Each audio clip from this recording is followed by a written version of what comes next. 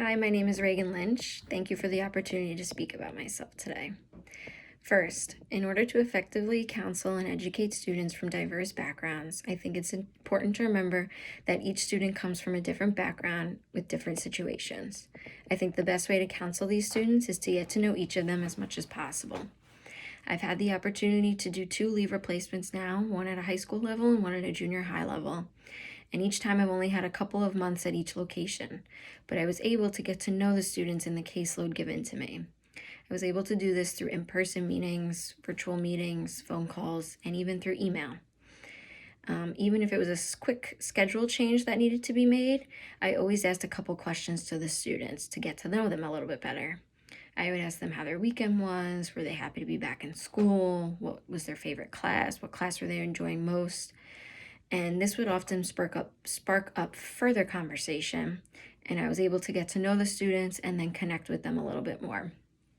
This time, the next time I saw them, whether it be another little thing or if it was a greater problem, I was able to really relate to them and know them on a more personal level, and this way I was able to connect with them a little bit better. The more that students feel valued and important, the more they will share and open up with you. And so then the more a counselor can really help them. For example, there was one particular student who came in and she was from a multicultural background. She disclosed to me how she felt she had different identities as opposed to one overall. Her parents had different religious and cultural beliefs, and she explained to me that she didn't agree with either of their religious beliefs that her parents had observed. This had her feeling a little lost. Her parents were also divorced, so when she would stay with her dad, she would often receive verbal abuse from him. And while his values towards his daughter fell in his cultural background, she found it to be unacceptable.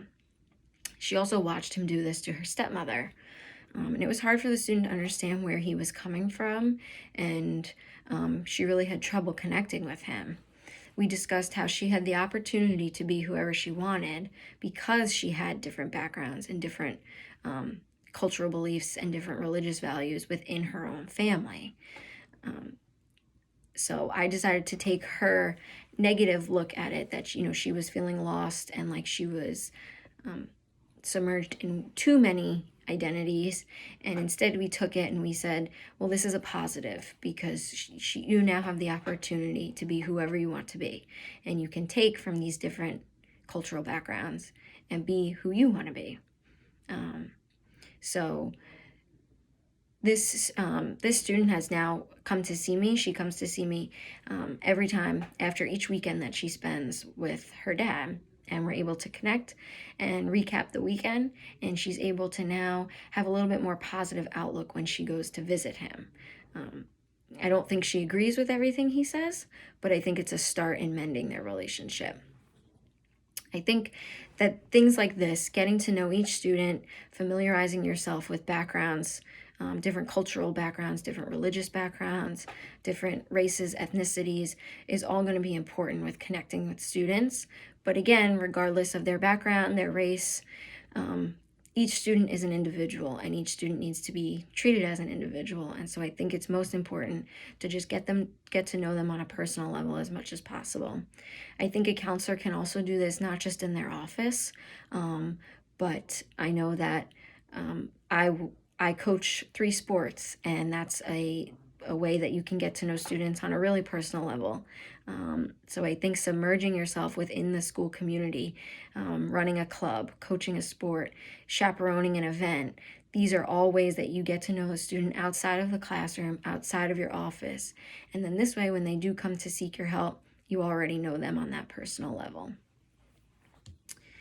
I believe there are 3 things that define who I am as a counselor, and those 3 qualities will make me an asset to your Patchogue-Medford counseling department.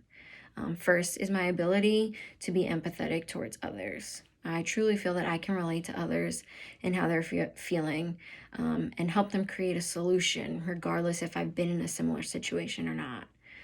For example, there are many students that come into my office now and seek advice, which I with certain things that I have not experienced firsthand. I've had many students who don't have the resources at home to help them, and they find this to be stressful, especially during a national pandemic where online learning has become crucial.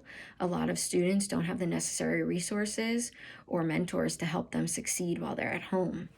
I've had multiple conversations with students and parents where they explain to me that their child needs to work in order to help pay for bills, and that's why they're not logging on at home. There are many, many different situations, difficult situations even, that are present. And when they're presented to me, I'm able to put myself in that student's situation to help them. I've come up with plans to help students get back on track, working with their work schedule, trying to get them to school, because getting an education is their number one priority as a young adult. I've been able to have parent-teacher conferences, virtually of course, but they still have the same effect where we're able to all speak with the parent, all of their teachers, and the student, and come up with a game plan to get the student on a successful track in order to do well academically, socially, and emotionally. And although I haven't been in these situations that the students are in, I'm able to still understand where they're coming from, understand their home life and the difficulties that may present, and still create an effective game plan for them. I also, show this empathetic side while I coach.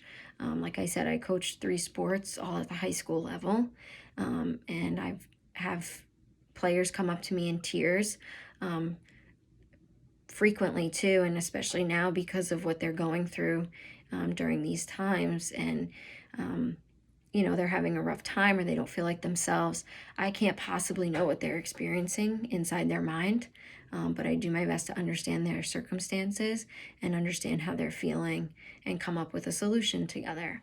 I often tell them while I'm coaching or even in school with my caseload that your mental health is just as important as your physical health, and we're going to work on that. We're going to work on keeping you healthy mentally. I help them prioritize between their schoolwork, their sports, family, and social life.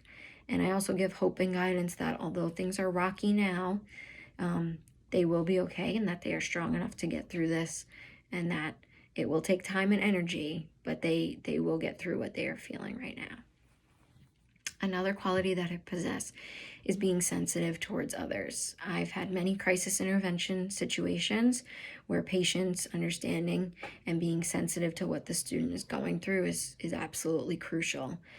It's so important to create a calm and welcoming environment, especially when a student is harming themselves or thinking about harming themselves. It can be a difficult scenario when a student is referred to you by a teacher or another student or even a parent, and you're told that this student is harming themselves or talking about harming themselves, and you now have to call this student in and speak with them about this. This is such a delicate situation, and it can be tough. And so being sensitive to what the student is going through and what the student is feeling is very imperative. I've had to bring students in and make sure that they're okay without being, judgmental, while being open-minded and reacting quickly, but sensitively towards their situation, and finding a solution to help the student as quickly as we can, referring them to outside agencies, having their family members come and pick them up so that they can be medically and properly assessed, but also remembering that this can be a tricky time for them. And so being comforting and being someone that they can continue to go to is important. Last, a quality that I think will make me an asset to your counseling department is my ability to work hard and work well with others. I've been complimented on having a good balance of taking the initiative, but also knowing when to escalate issues and seek advice from my superiors. I am someone who likes to do the job right, even if that means, doing it over or asking for help.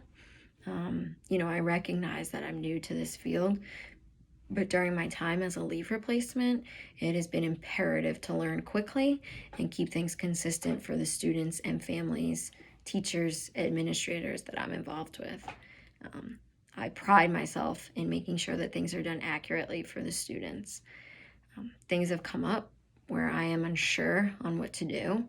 And while most of the time I can do my research and figure out the answer and come up with a good solution, there are things that come up, especially when it comes to the students' well-being, that I need to seek advice in. I have found the appropriate times to ask for help and learn from others in these situations. For example, I had a situation at the high school level during my leave replacement where a student was on home instruction due to a medical condition. Her mother had called and inquired about signing her daughter out. They were done with public school, and they wanted to have their daughter move on to take the task and start enrolling in college courses. And so I had to explain to this mother her options. And given the situation, given the nature of the conversation, and given the background information that I was given on this particular family, I did have to consult with my chairperson of the guidance department, because it was such a tricky situation, and I wanted to make sure that I had the information right for when delivering it to this family. So while she was, on the phone, I was able to sit with the chairperson who was helping me and supporting me, but I was able to take the information that I learned, that you have to finish out your 16th year of high school. You cannot be signed out before then. If she didn't want to continue with a public education, that the mother could look into home instruction and homeschooling her own daughter through appropriate means, of course, or she could take the task after she turned 16 or after her cohort had graduated from high school. And so while I gathered all this information and had the help of my supervisor to gather all this information, I was then able to relay it in a calm and effective way to the mother, so that the mother could understand what was in front of her, look at all of her options for her daughter, and decide what was best. I think that by doing this in this particular situation was best because of the nature of the conversation. So I believe taking the time to gather the accurate information and deliver to the student or parent is really important, when being a school counselor. And I like to inquire, process the information given to me, and then assess and tackle the situation. I think that these qualities will help your counseling department and help the students within Patchogue-Medford. I thank you for your time and your consideration for the position. I feel that I will be successful based on the mentors I've acquired, the hands-on experience that they've allowed me, and the many years of working with students, parents, and administrators. This, combined with my empathetic nature and strong work ethic, would make me a solid candidate for this position. Thank you.